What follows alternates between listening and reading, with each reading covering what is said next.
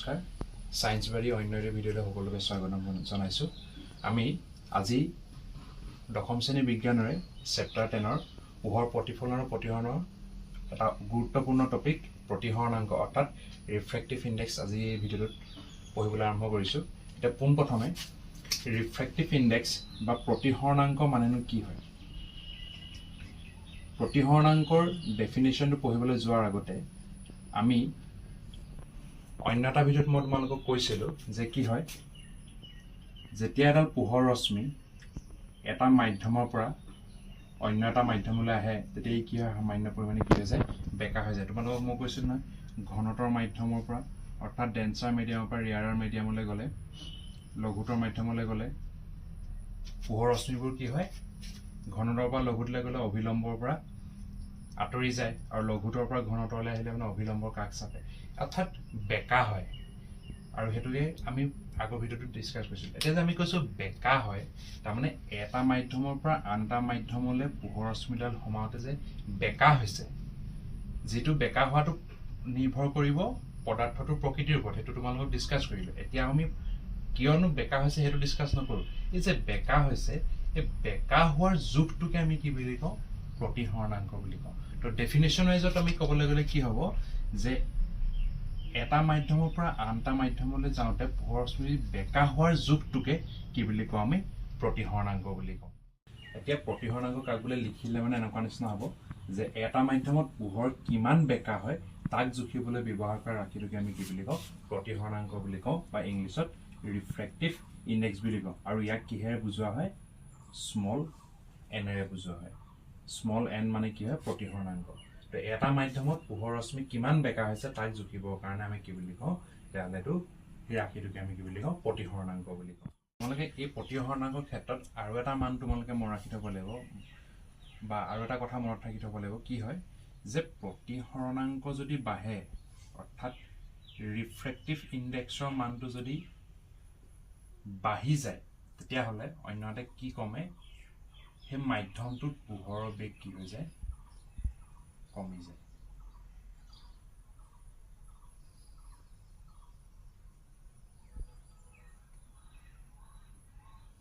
তাৰমানে কি হয় যদি এটা মাধ্যমৰ যদি প্ৰতিহৰণাংক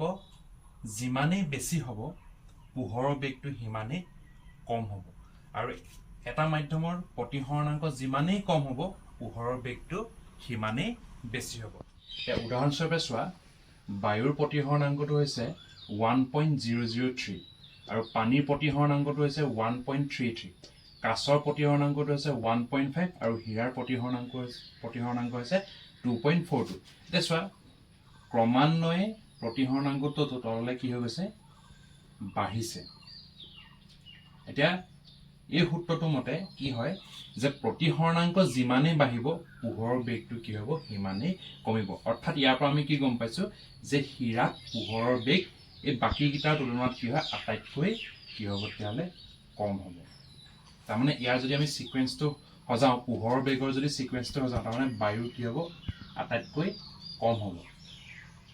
সৰি বায়ুৰ পোহৰৰ বেগ কি হ'ব আটাইতকৈ বেছি হ'ব তাৰ পিছত অলপ কমি যাব ক'ত পানীত তাৰপা অলপ কমিব কাঁচত আৰু আটাইতকৈ কম কাৰ হ'ব হীৰা তেতিয়াহ'লে কি বুজি পাইছো যে এতিয়া বুজি পাইছা সুবিধা হৈছে বুলি ভাবিছো বুজিবৰ কাৰণে যে প্ৰতিহৰণাংকটো যিমানেই বাঢ়ি যাব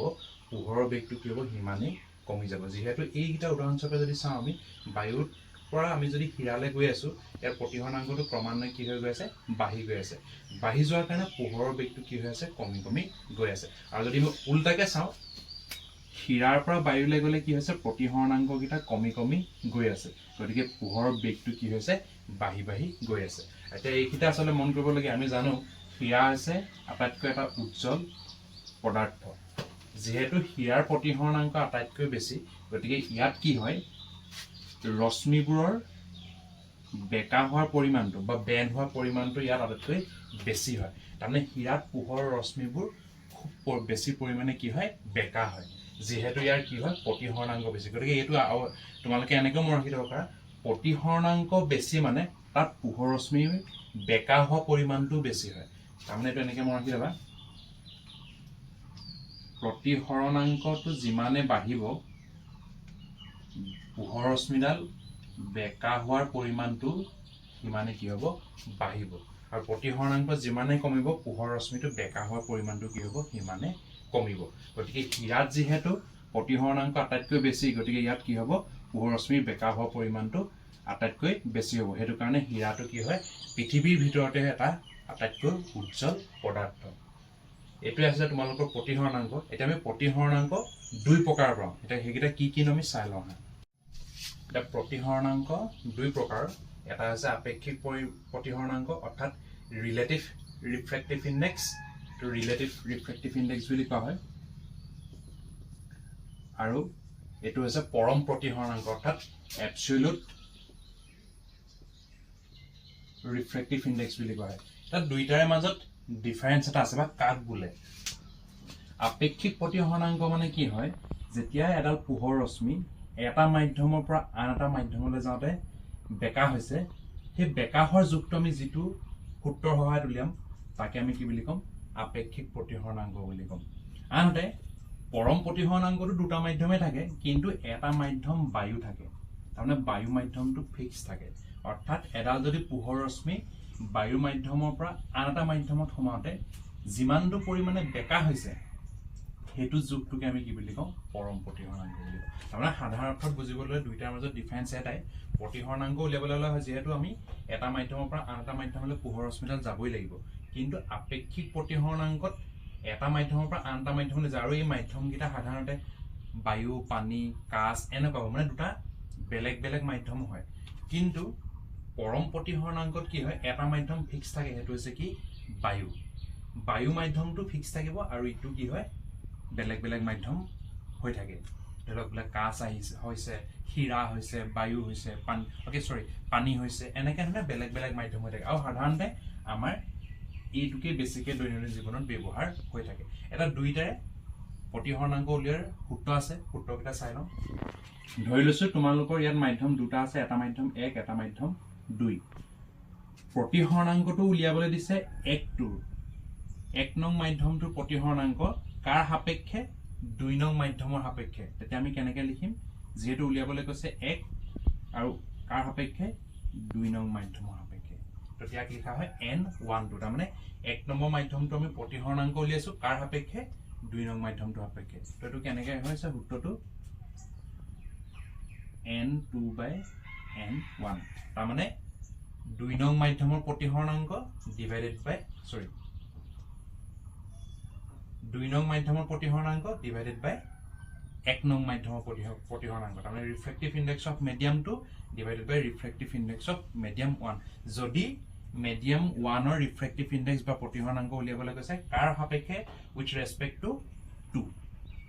আকৌ অন্যহাতে যদি 2 নম্বৰ মাধ্যমটো প্ৰতিসৰণাংক উলিয়াব লাগে কাৰ সাপেক্ষে 1 নম্বৰ মাধ্যমটোৰ সাপেক্ষে তেতিয়াহ'লে আমি কেনেকৈ লিখিম n1/n2 তাৰমানে যদি 2 নম্বৰ মাধ্যমটোৰ ৰিফ্ৰেক্টিভ ইনডেক্স প্ৰতিসৰণাংক উলিয়াব লাগে উইথ ৰেসপেক্ট টু 1 1ৰ সাপেক্ষে তেতিয়াহ'লে আমি সূত্ৰটো কেনেকৈ ব্যৱহাৰ কৰিম 1 নম্বৰ মাধ্যমৰ প্ৰতিসৰণাংক ডিভাইডেড বাই 2 নম্বৰ মাধ্যমৰ প্ৰতিসৰণাংক এইটো মনত ৰাখিবলৈ কেনেকৈ ভাল যিটোৰ প্ৰতিসৰণাংক উলিয়াবলৈ দিয়ে অৰ্থাৎ ইয়াত কাৰ উলিয়াইছো আমি 1 নং মাধ্যমৰ প্ৰতিসৰণাংক উলিয়াইছো সি সদায় ক'ত থাকিব তলত থাকিব ইয়াত আমি কোনটো মাধ্যমৰ প্ৰতিসৰণাংক উলিয়াইছো 2 নং মাধ্যমৰ প্ৰতিসৰণাংক উলিয়াইছো গতিকে ইয়াৰ মানটো সদায় কি থাকিব তলত থাকিব n2 টো তলত আছে ইয়াত n1 টো তলত আছে বাকি বিপৰীতটো ক'ত থাকিব ওপৰত থাকিব এতিয়া যদি প্ৰশ্নত দুইটাৰ মাধ্যমে প্ৰতিসৰণাংক দিয়া আছে তেতিয়া আমি এইকেইটা সূত্ৰ ব্যৱহাৰ কৰিম এতিয়া যদি প্ৰশ্নটোত তোমালোকৰ